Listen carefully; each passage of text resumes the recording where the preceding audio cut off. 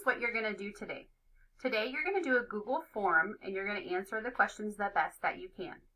So the first thing you're going to tell me is your name. I want to know who to give all the credit to.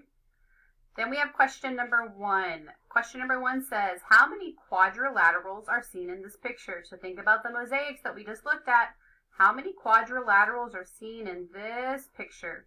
2, 3, 4, 5. Choose your answer and go to the next question. This question is very similar. How many triangles are in this picture? So look at this one and decide, how many triangles are there? 2, 3, 4, 5. Again, choose your answer and then go to the next question. Here's the next question. It says these figures shown can be sorted into groups. So you're going to look at these 6 figures. How could you sort them? So which of these shows a correct way to group these figures? Are there 3 quadrilaterals and 3 hexagons? Are there 2 hexagons and 4 quadrilaterals?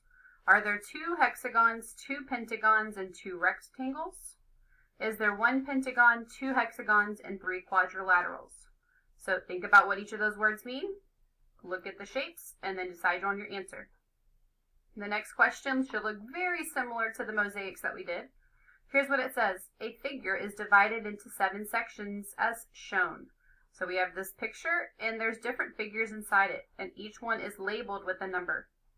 I want to know which 2 sections are quadrilaterals.